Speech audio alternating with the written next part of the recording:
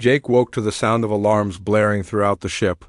Red emergency lights flashed in his cell, and he could hear running footsteps in the corridors outside. The ship's engines had changed their tone. They were running at full power. Now through the wall, Jake could hear the muffled sound of explosions. Not close enough to damage the ship he was on, but definitely weapons fire. The negotiations had apparently failed, and Admiral Parker had decided to use force. The cell door burst open without warning. 3 guards rushed in, moving faster than Jake had ever seen them move before. One of them grabbed Jake roughly and hauled him to his feet. "Move," the guard said in broken English. "Captain wants you on bridge." They dragged Jake through corridors filled with running aliens. The ship shook as something exploded nearby, close enough to rattle the walls, but not close enough to cause real damage. Jake tried to memorize the route as they moved, noting emergency exits and maintenance access points. The bridge was chaos. Alien crew members worked frantically at their stations while Captain Vexstar stood in the center, shouting orders in his own language. Multiple screens showed the space around the ship, filled with the bright flashes of weapons fire. Jake counted at least 6 human ships on the displays. They were smaller than the Zephyrian vessels, but moved much faster, dodging between asteroids and launching precise strikes at alien weapon systems. One screen showed a Zephyrian escort ship drifting helplessly, its engines dark and its hull breached in several places. "Your Admiral Parker is more aggressive than expected," Captain Vexstar said when he noticed Jake. "But aggression without overwhelming force is just suicide." "Maybe she knows something you don't," Jake replied. The captain's mandibles clicked angrily. What could she possibly know? "We outnumber her ships 3 to 1, another explosion shook the ship. This one was closer, and Jake saw several alien crew members thrown from their stations. One of the main screens flickered and went dark. "Sir," one of the bridge officers called out, "the human ships are using some kind of shield penetration technology. Our defensive screens are not stopping their weapons." Captain Vexstar moved to examine the tactical display. Jake could see the confusion on his face as he studied the battle data. The human fleet was systematically disabling Zephyrian ships, without destroying them completely, a level of precision that the aliens clearly hadn't expected. "How are they targeting our system so accurately?" the captain demanded. Jake smiled. "Maybe they've been studying you longer than you thought. The truth was probably simpler than that. Admiral Parker was using standard Earth Navy tactics: disable, rather than destroy when possible, gather intelligence from every engagement, and never reveal your full capabilities until absolutely necessary. The Zephyrians were learning the hard way that humans were better at war than they appeared." "Sir," another officer reported, "the lead human vessel is requesting communication." "Put it through," Captain Vexstar ordered. The main screen changed to show a middle-aged human woman in a dark blue uniform. Jake recognized Admiral Lisa Parker immediately. Her stern face and gray hair were famous throughout the Earth fleet. She looked directly at Captain Vexstar with the expression of someone who was completely unimpressed by alien threats. "Captain Vexstar," Admiral Parker said, "I am Admiral Parker of the United Earth Navy. You are holding Lieutenant Commander Jake Morrison. I want him back." "Admiral," the captain replied in his formal tone, "you are outnumbered and outgunned. Surrender your fleet, and we may consider releasing your officer." Admiral Parker's expression didn't change. "I'm afraid you misunderstand the situation. You have 30 seconds to prepare Lieutenant Commander Morrison for transfer to my ship. After that, I will stop being polite. You threaten me?" "Captain," Vexstar laughed, "your small fleet cannot defeat our task force." "Watch me," Admiral Parker said simply. The communication ended. Captain Vexstar turned to his tactical officer. "Show her what Zephyrian firepower can accomplish. Target their lead ship." "Sir," the officer replied nervously, "our weapons are not locking onto the human vessels. They appear to have some form of electronic countermeasures we have not encountered before." Jake tried not to smile. Earth's electronic warfare capabilities had been improving rapidly over the past few years. The Zephyrians were about to learn that humans were very good at making enemy weapon systems malfunction at inconvenient times, The ship shook again as another human weapon struck home. This time, the lights flickered and several consoles sparked. Jake noticed that the bridge crew was becoming more panicked with each hit. "Sir," the communications officer called out, "we are receiving a transmission on our emergency frequency. It appears to be coming from inside our own ship." Captain Vextar frowned. "Impossible. Put it through." A new voice came over the speakers, young, nervous, speaking accented English. Jake recognized it immediately as Chatty, the guard who had been talking to him. "Human ships," the voice said. "This is Zephyrian crew member Tekelin. I want to surrender. I will help you find your officer if you promise not to hurt me." The bridge fell silent. Captain Vextar's face showed a mixture of rage and disbelief. "Traitor," he hissed. "Smart kid," Jake said. "He can see which way this fight is going." More voices joined Tekelin on the emergency frequency. Other young Zephyrian crew members were offering to surrender rather than fight a battle they couldn't win. The older officers looked horrified, but Jake could see fear replacing confidence in their expressions. Admiral Parker's voice came through the speakers again. "Captain Vextar, this is your final warning. Release Lieutenant Commander Morrison immediately, or I will board your vessel and take him back by force." "You cannot board our ship," the captain protested. "Our hull is impenetrable, is it?" Admiral Parker asked. On the tactical display, Jake saw something that made his heart race with excitement. Small craft were launching from the human ships, not fighters or bombers, but boarding shuttles. They moved toward the Zephyrian vessels with the confidence of a force that knew exactly what it was doing. "Those shuttles will be destroyed before they reach us," Captain Vextar announced, but as Jake watched, the Zephyrian point defense systems failed to target the approaching craft. The human shuttles flew through defensive fire that seemed to pass right through them without causing any damage. "What is happening?" Captain Vextar demanded of his weapons officer. "Sir, our targeting computers cannot lock onto the human craft. They appear to be using some form of stealth technology that makes them invisible to our sensors." Jake knew what was really happening. Earth's military had been developing adaptive camouflage systems for years, technology that could make a ship appear to be empty space to enemy sensors. The Zephyrians had been so focused on brute force weapons that they had never developed countermeasures for sophisticated stealth systems. The first human boarding craft attached itself to the Zephyrian ship's hull with a magnetic clamp. Jake could hear the distinctive sound of plasma cutters beginning to burn through the alien vessel's armor. "Seal all bulkheads," Captain Vextar ordered. "Prepare for boarding action." But Jake could see that the alien crew was losing heart. Half of them were already talking about surrender rather than fighting human marines in close combat. The young Zephyrians especially seemed unwilling to die for their captain's pride. "It's over," Jake told Captain Vextar. "Your crew doesn't want to fight anymore. Admiral Parker is offering them a chance to live. You should take it." The captain turned to Jake with fury in his compound eyes. "Humans will never defeat the Zephyrian Empire." "This is just one battle." "No," Jake replied. "This is the day you learned that humans are not as helpless as you thought." Explosions echoed through the ship as more human boarding craft attached themselves to the hull.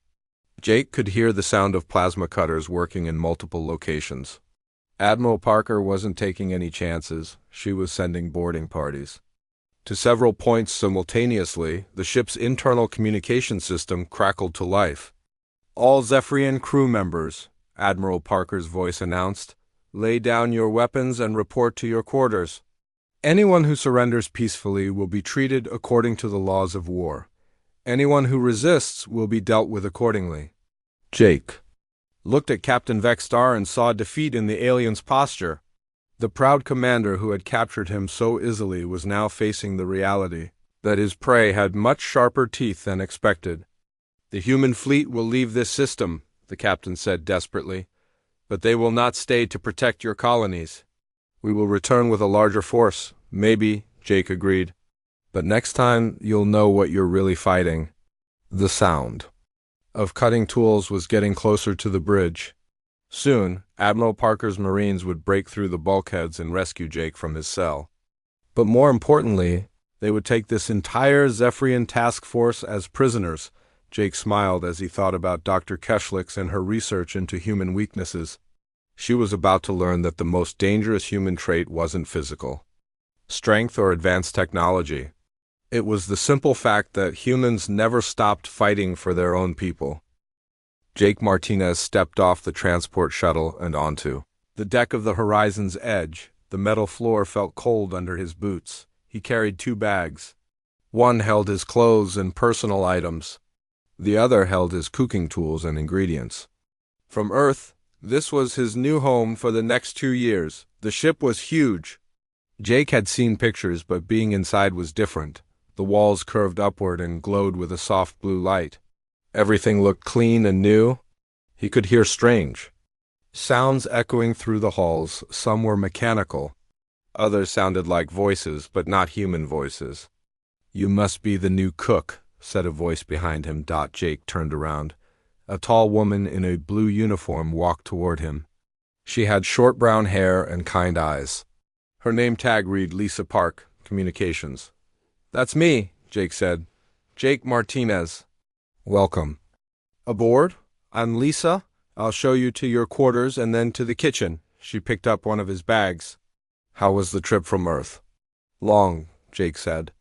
3 weeks in that tiny shuttle. I'm ready to stretch my legs." They walked through the ship's main corridor. Jake saw doors marked with symbols he didn't recognize. Some had pictures of strange creatures next to them. Lisa noticed him looking. "Those are the alien quarters," she said. "Each species needs different living conditions. The Vorthak need high heat. The Delphins need water chambers. The Sylvans need special grow lights." "How many different species are on board?" Jake asked. 5 alien species plus us humans. "About 40 crew members total." Lisa stopped at a door marked with human letters. "Here's your room." Jake's quarters were small but comfortable. A bed, a desk, a small bathroom, and a closet. Everything he needed. He set his personal bag on the bed. "The kitchen is 3 levels down," Lisa said. "Want to see it now?" They took an elevator down. Jake could hear more strange sounds as they descended, clicking noises, humming that sounded like singing, something that reminded him of waves crashing. The kitchen was bigger than Jake expected. Stainless steel counters lined the walls. Several large ovens sat against one side. Freezers and storage units filled another wall. In the center stood a massive prep table. The previous cook left detailed notes about each species' dietary needs, Lisa said. She handed him a thick folder. "It's complicated." Jake opened the folder. Pages and pages of information about alien nutrition. The Vorthak needed minerals dissolved in high-temperature liquids. The Zephyrians required specific protein combinations. The Delphins consumed only liquid nutrients. The Luminals absorbed energy directly but enjoyed flavor compounds. The Sylvans photosynthesized but appreciated certain taste enhancers. "This will take some studying," Jake said. "The aliens aren't expecting much," Lisa said. "Most of them think cooking is a waste of time. They don't understand why humans care so much about food preparation." Jake nodded but didn't respond. He walked around the kitchen, checking the equipment. Everything looked new and advanced. Much better than the restaurant. Kitchens he'd worked in on Earth. He opened his tool bag and began unpacking. Chef's knives, measuring spoons, special seasonings from Earth, and his most prized possession, his grandfather's knife. It looked ordinary compared to the high-tech equipment around them. The handle was worn smooth from years of use. The blade was simple carbon steel, not the fancy ceramic or molecular edge knives that most chefs use now. "That's an old knife," Lisa said. "It was my grandfather's," Jake said. He held it carefully, feeling its familiar weight. "He taught me to cook with it. Does it still work well?" Jake smiled. "Better than you might think." The kitchen door opened. A creature walked in that made Jake stop breathing for a moment. It stood 7 feet tall and looked like it was made of living crystal. Its body caught the light and threw rainbows on the walls. This had to be one of the Vorthak. "So this is the new food assembler?" the creature said. Its voice sounded like wind. Chimes. I am Commander Veltar. Jake Martinez, Jake said. Nice to meet you. Veltar looked around the kitchen with what Jake assumed was disapproval. I do not understand why humans waste so much time on food preparation. Efficient nutrition delivery is all that matters. Food is more than just nutrition, Jake said. Is it? Veltar made a sound that might have been laughter. My species has evolved beyond such primitive concerns. We consume what we need for survival, nothing more. Another alien entered the kitchen. This one looked like a giant insect with 4 arms and compound eyes. Its exoskeleton gleamed green and black. This is the human cook? It asked. I am science. Officer Crix, I study biological processes.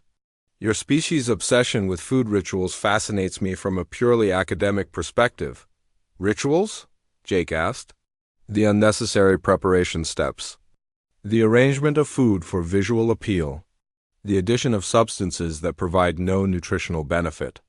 Pure ritual behavior. Jake felt his jaw tighten but kept his voice calm. Maybe you'd like to try some human cooking before you judge it. I require specific protein chains, Crix said. Your primitive seasonings would interfere with proper nutrient absorption. A third alien floated into the kitchen. This one looked like a dolphin but moved through the air instead of water. Its skin was blue-silver and seemed to ripple like liquid. Navigation Officer Lyra, the creature said. Delphin species, I have heard about human food customs. Very amusing. Amusing? Jake asked. The time you spend cutting and heating and mixing, Lyra said. My people simply absorb what we need from our environment. Much more efficient. We could learn from alien efficiency, Lisa said quietly to Jake. Jake looked at his grandfather's knife lying on the counter. The 3 aliens continued talking about human food habits like Jake wasn't even there. They used words like primitive and inefficient and wasteful. Perhaps the human will learn to be more practical during his time here, Veltar said. One can hope, Crix added. The aliens left the kitchen still talking among themselves. Jake stood quietly for a moment, then picked up his grandfather's knife. The blade caught the light. Don't let them get to you, Lisa said. They're not trying to be mean. They just don't understand. Jake nodded. I'll figure out how to cook for them. It might be harder than you think. They're set in their ways. Jake looked at the knife again. His grandfather had always told him that cooking was about more than just food. It was about taking care of people, about bringing them together, about showing them something they didn't expect.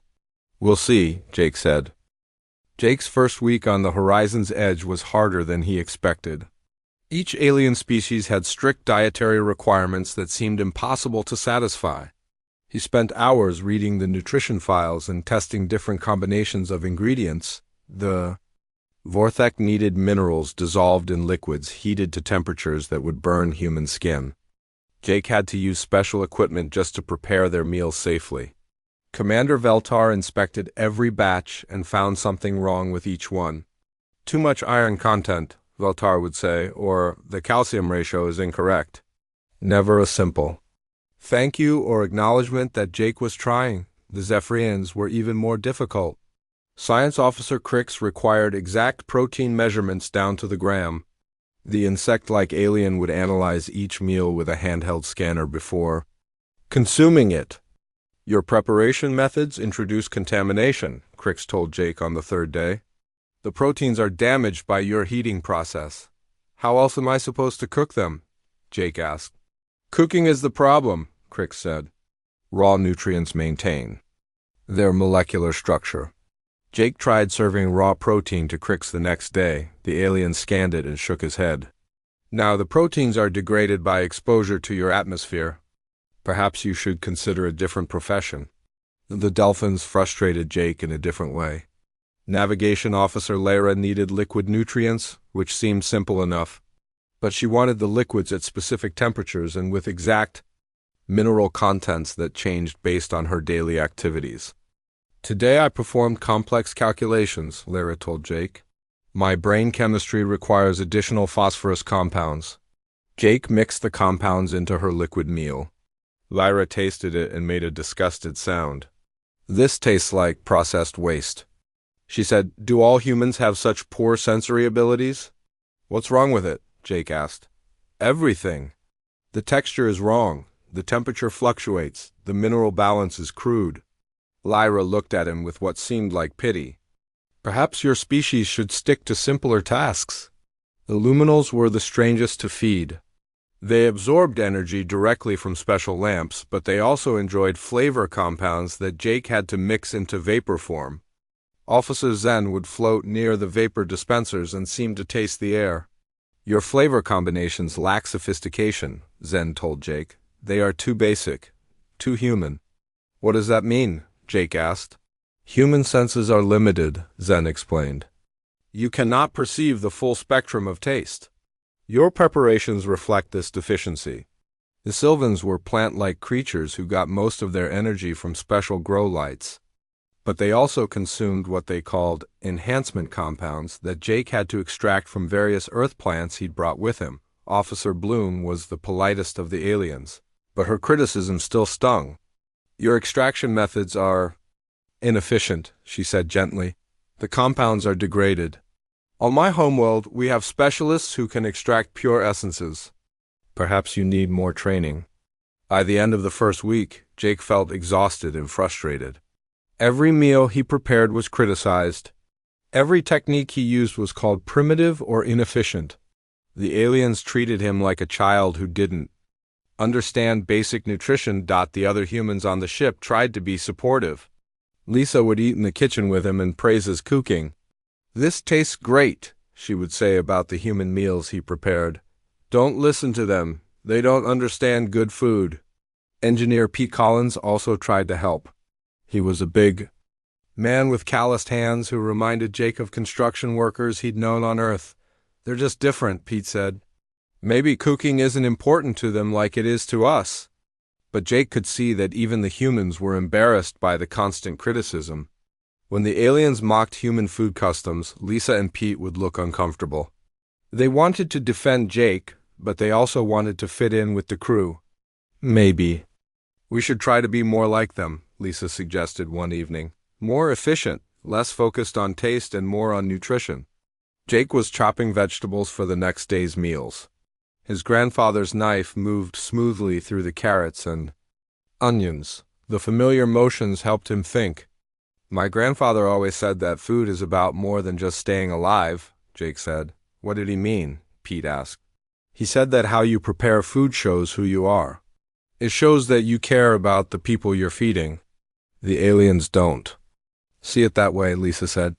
"Maybe they should," Jake said. The next morning brought new challenges.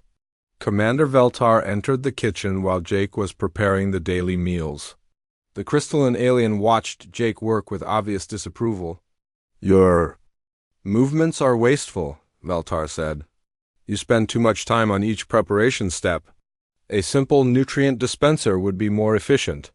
Jake continued chopping. His knife work was fast and precise, but Veltar was right that he took care with each cut. His grandfather had taught him that good knife work was the foundation of good cooking. "Efficiency isn't everything," Jake said. "For advanced species it is," Veltar replied. "We have evolved beyond the need for food rituals." Science Officer Crix entered the kitchen and joined the conversation. "The human's food preparation resembles primitive religious ceremonies," Crix said. "Repetitive motions, careful arrangement of materials, adherence to traditional methods despite more advanced alternatives." "I'm just trying to make good food," Jake said. "Define good," Crix challenged. "If you mean nutritionally complete, a simple paste would suffice. If you mean appealing to limited human senses, then you are wasting time on irrelevant concerns." Navigation Officer Lyra floated in next. "Are we discussing the humans' cooking rituals again?" "I find them amusing." "Amusing how?" Jake asked. He was getting tired of being talked about like he wasn't there. "The precision you apply to such simple tasks," Lyra said. "The way you hold that old knife like it's a precious artifact. The careful arrangement of ingredients. It's like watching a child play with toys." Jake's hand tightened on his grandfather's knife. The blade caught the kitchen lights and threw a brief reflection on the wall. "This knife isn't a toy," he said quietly. "Of course not," Lyra said. "It's a tool for cutting soft organic matter. A very basic tool for a very basic task." "My grandfather used this knife for 40 years, Jake said. "Humans do have an odd attachment to objects," Veltar observed. "Another primitive trait." Jake looked down at the knife in his hand. The handle was worn smooth by his grandfather's grip and then by his own.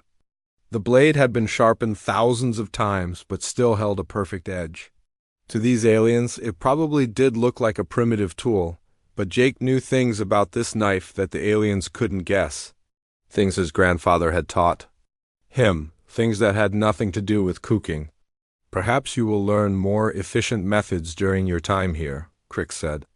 "Perhaps," Jake said. The aliens left the kitchen, still discussing human inefficiency. Jake continued his food preparation, his knife moving in the same careful patterns his grandfather had taught him. Each cut was precise. Each motion was controlled. Lisa came in later and found Jake cleaning his equipment. "You look upset," she said. "I'm fine," Jake said. "They don't mean to be cruel. They just don't understand." Jake dried his grandfather's knife and put it away in its special case. "Maybe understanding isn't their strong point." "What do you mean?" Jake looked at the case for a moment before answering. "My grandfather always said that the most dangerous people are the ones who think they know everything about you just by looking. That's an odd thing for a cook to say." Jake smiled. "My grandfather was an odd man." The alarm woke Jake from a deep sleep. Red lights flashed in his quarters and a voice echoed through the ship's communication system. "All crew to emergency stations. This is not a drill. Repeat, all crew to emergency stations." Jake pulled on his clothes and ran to the kitchen. During emergencies, his job was to secure all cooking equipment and prepare emergency rations. The ship might need to make sudden movements that could turn loose objects into dangerous projectiles. He was locking down the ovens when Lisa rushed in. "What's happening?" Jake asked. "Distress signal from the Kepler mining colony," Lisa said. "They're under attack by Ravagers." Jake had heard about the Ravagers. They were pirates who traveled in heavily armed ships, attacking remote colonies and space stations. They captured people and sold them as slaves to whoever would pay. "How far away is the colony?" Jake asked. 6 hours at maximum speed, Lisa said. Captain Bennett ordered course change immediately. Jake finished securing the kitchen and followed Lisa to the bridge. The command center was busy with crew members at their stations. Captain Noah Bennett stood in the center, studying a holographic display. Bennett was a tall man with gray hair and serious eyes. He'd been commanding starships for 20 years. Jake had only met him once since coming aboard, but everyone said he was a good captain who cared about his crew. "Status report," Bennett called out. "Weapon systems online," reported Lieutenant Amy Rodriguez from the security station. "Old defensive systems operational." "Navigation ready," added Officer Lyra from her floating workstation. "We're receiving more transmissions from the colony," Lisa said from communications. "They're requesting immediate assistance?" Bennett studied the display showing the mining colony. "How many Ravager ships?" "Sensors show at least 3 attack vessels," Science Officer Crix reported. "Possibly more hidden behind the asteroid field." Jake stood near the back of the bridge with other non-essential crew. The aliens worked efficiently at their stations. Whatever their opinions about human cooking, they were clearly professionals when it came to their duties. "Estimated arrival time?" Bennett asked. 5 hours, 40 minutes, Lyra responded. "Too long," Bennett muttered. "Push the engines harder." "Captain," Engineer Pete Collins called from the engine room through the communications system. "I can give you more speed, but it'll strain the systems." "Do it," Bennett ordered. The ship vibrated as the engines increased power. Jake felt the artificial gravity fluctuate slightly. Through the viewports, he could see stars streaking by faster than before. "New transmission from the colony," Lisa announced. "They say the Ravagers are using some kind of new weapon.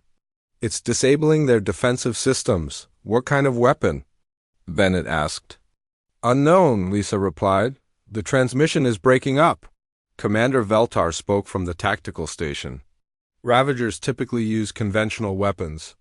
If they have new technology, it could complicate our response. We'll deal with whatever we find, Bennett said. How long until we drop out of hyperspace? 4 hours, 15 minutes, Lyra answered. Jake went back to the kitchen to prepare emergency supplies. If there was going to be a battle, the crew would need food that could be eaten quickly. He made sandwiches and filled water containers.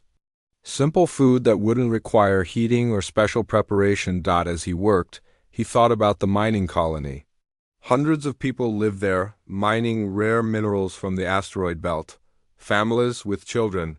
Workers just trying to make a living. The Ravagers would kill anyone who resisted and take the rest as slaves. The ship dropped out of hyperspace with a violent shudder that knocked Jake against the counter. Emergency lights activated and the captain's voice came over the speakers. All crew to battle stations. This is not a drill. Jake ran to the bridge. The main display showed the mining colony ahead of them. 3 large Ravager ships surrounded the station. Smaller fighters flew between the asteroids like angry insects. Status of the colony? Bennett asked. Life signs are weak, Crix reported. Many of the habitat modules show damage. The Ravagers have some kind of energy dampening field, Lyra added. It's interfering with the colony's systems. And probably ours too, Lieutenant Rodriguez said from security. Weapons are online but at reduced efficiency. Jake watched the tactical display. The Ravager ships were huge, covered with weapon arrays and armor plating. The Horizon's Edge was a research vessel, not a warship. They had defensive weapons, but nothing like what the pirates carried. Captain, Lisa called out, the colony is transmitting. They say the Ravagers are about to board the station. How long until they reach the civilian areas? Bennett asked. 20 minutes, maybe less, Rodriguez answered. Bennett stared at the display.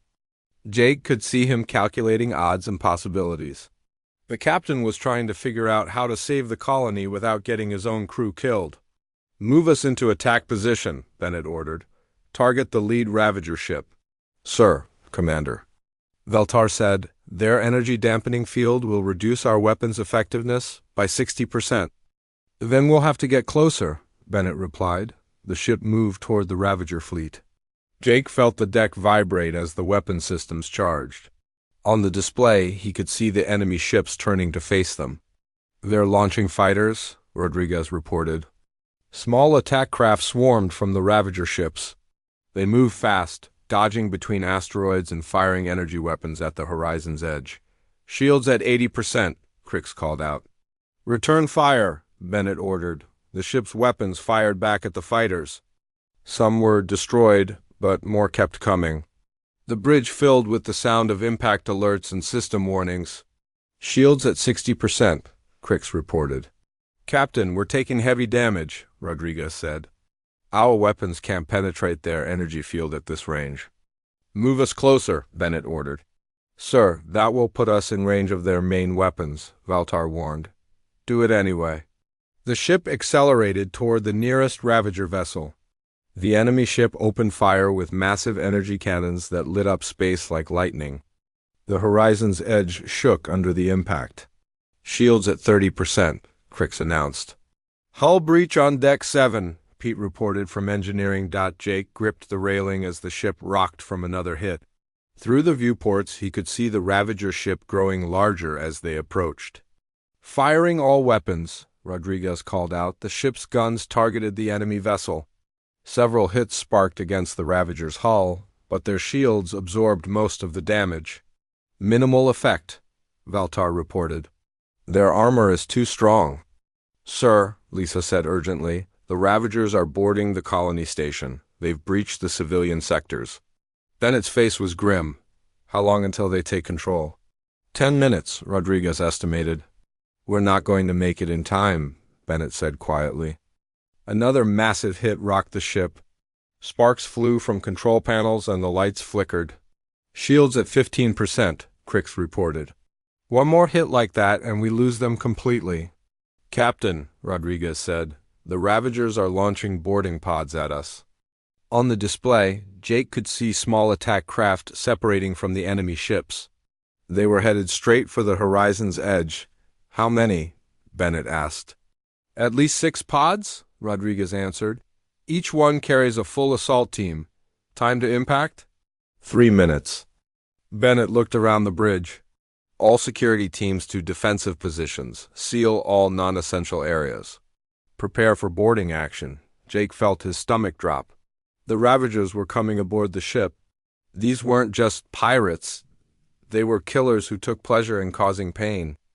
If they captured the ship, everyone aboard would either die or wish they were dead. Rodriguez, how many security personnel do we have? Bennett asked. 12, including myself, the lieutenant replied, against possibly 60 Ravagers. The odds were terrible. Jake looked around the bridge at the alien crew members. They were brave and skilled, but most of them had never fought in real combat. Science Officer Crix was an insect biologist. Navigation Officer Lyra was an expert pilot. Commander Veltar was a military officer, but the Vorthak were not known for physical combat. 2 minutes to impact, Rodriguez announced. Jake thought about the kitchen 3 decks below, his quarters. His cooking equipment, his grandfather's knife locked away in its case. Maybe it was time to take it out again. The boarding pods hit the ship with sounds like thunder. Jake felt each impact through the deck plates as the Ravager assault teams cut through the hull. Emergency lights bathed everything in red, and the smell of burning metal filled the air. All crew to emergency stations, Captain Bennett's voice echoed through the ship. Prepare for hostile boarding. Jake ran through the corridors toward the kitchen. The emergency lockdown system was sealing off sections of the ship to slow down the invaders. Heavy blast doors slammed shut behind him as he moved. He reached the kitchen just as the lockdown sealed the area. 3 aliens were already there, trapped by the emergency systems. Commander Veltar stood near the main prep table, his crystalline body reflecting the red warning lights. Science Officer Crix paced nervously by the storage units, his compound, eyes scanning for threats. Navigation Officer Lyra floated near the ceiling, her dolphin-like form tense with worry. The blast doors are sealed, Veltar announced. We are trapped in this section? How long before the Ravagers reach us? Lyra asked. Crix checked a handheld scanner. They are cutting through the outer corridors. Estimated arrival time is 8 minutes. Jake moved to his equipment storage and pulled out the case containing his grandfather's knife. The familiar weight felt different now. Not like a cooking tool, but like something else entirely. What are you doing, human? Veltar asked. This is no time for food preparation. Jake opened the case and lifted out the knife. The blade caught the emergency lights and seemed to glow. I'm not preparing food. Then what is that primitive tool for? Crix demanded. Jake tested the balance of the knife in his hand, perfect as always. His grandfather had taught him to maintain it properly. The edge was sharp enough to cut through anything soft. And some things that weren't so soft. You've been calling this primitive for 2 weeks, Jake said calmly. Maybe it's time you learned what it really is. The sound of cutting tools echoed. Through the walls, the Ravagers were getting closer. Jake could hear their voices through the bulkheads, rough, aggressive sounds in a language he didn't recognize. We need to find weapons, Veltar said. Makeshift tools to defend ourselves. I have weapons, Jake said. He moved around the kitchen, checking the placement of equipment. The gas lines for the stoves, the positions of the cutting boards, the locations of the oil storage containers. Everything he needed was exactly where he'd placed it over the past 2 weeks. Cooking utensils are not weapons, Crix said with disdain. We need something effective against armored opponents. You still don't understand, Jake said. The cutting sound stopped. That meant the Ravagers had broken through the outer doors. They would be in the corridor outside the kitchen within minutes. Jake turned off the safety systems on the gas stoves and opened the valves slightly. Not enough to cause an explosion, but enough to fill the air with combustible fumes. He opened the containers of cooking oil and placed them in strategic positions. What are you doing? Lyra asked. Setting the table, Jake replied. His movements were smooth and practiced. Every action looked like normal kitchen work, but the aliens couldn't see the real purpose. Jake was turning the kitchen into a trap. The blast door to the kitchen began to glow orange. The Ravagers were cutting through. "They will be through in 2 minutes," Crix reported. Veltar picked up a large pot to use as a weapon. Crix grabbed a cutting board. Lyra positioned herself near the ceiling where she could drop down on attackers. "Human, you should hide," Veltar said. "You are not equipped for combat. Leave this to real warriors." Jake checked his grandfather's knife one more time. The blade was perfect. His grip was exactly right. His stance was relaxed but ready. "My grandfather always said that the most dangerous people are the ones everyone underestimates," Jake said quietly. "This is not the time for stories about your ancestor," Crix snapped. The blast door began to buckle. Sparks flew as the cutting beam penetrated the metal. Jake could see shapes moving on the other side. "They're almost through," Lyra whispered. Jake took a deep breath and felt something change inside him. The part of him that had been playing chef for 2 weeks stepped aside. Something else took its place. Something that had been waiting patiently. "You want to know about my grandfather?" Jake said. "He wasn't just a cook." The blast door exploded inward. 3 Ravagers burst through the opening, wearing heavy armor and carrying energy weapons. They were larger than humans, with gray skin and faces like angry bulldogs. Their armor was scarred from many battles. The first Ravager saw the aliens and laughed. "Look what we found!" A crystal freak, a bug, and a fish. The second Ravager spotted Jake. "And a soft little human. This will be easy." They raised their weapons to fire. Jake moved. The knife left his hand and flew across the kitchen faster than the eye could follow. It hit the first Ravager in the gap between his helmet and chest armor. The alien went down without a sound. Before the other Ravagers could react, Jake was already moving again. He grabbed the pot of boiling oil and threw it at the second attacker. The alien screamed as the hot liquid found gaps in his armor. The third Ravager fired his weapon, but Jake was no longer where he'd been standing. He rolled behind the prep table and came up with a second knife, a smaller blade that had been hidden in his belt. "Impossible," Crix whispered. Jake's movements were nothing like the slow, careful motions he used for cooking. These were fast, deadly, and precise. He moved like water, flowing around obstacles and striking where his enemies were weakest. The third Ravager fired again, missing Jake but hitting a gas line. The escaping gas ignited, creating a wall of flame that separated the alien from the humans. Through the flames, Jake appeared like a ghost. The Ravager turned to fire, but Jake was already inside his guard. The smaller knife found the joint in the alien's knee armor. As the Ravager fell, Jake retrieved his grandfather's knife from the first attacker. 3 Ravagers down in less than 30 seconds? How? Veltar asked in amazement. More Ravagers were coming through the blast door. Jake could hear their heavy footsteps in the corridor. "That was just the advanced team," Jake said. "The real fight starts now." He turned to face the aliens who had been mocking him for 2 weeks. "You wanted to know what this knife is really for?" He held up his grandfather's blade. It was no longer just a cooking tool. It was exactly what it had always been, a weapon disguised as something harmless. "This knife has been in more battles than you've seen star systems," Jake said. "My grandfather carried it on Titan during the mining wars. I carried it on Europa during the ice conflicts. And I've been carrying it here, waiting for something." Like this, more Ravagers appeared in the doorway. 6 this time, moving more carefully after seeing their dead teammates. "You're not a cook?" Lyra said in wonder. "I'm a very good cook," Jake corrected. "But that was never my only job." The lead Ravager pointed his weapon at Jake. "Kill the human first, he's dangerous," Jake smiled. It wasn't a nice smile. "You have no idea how dangerous," he said. "Commander." Veltar looked at the knife in Jake's hand with new understanding. "What exactly are you?" "Someone who's been underestimated for too long," Jake replied. The Ravagers opened fire. Jake was already moving.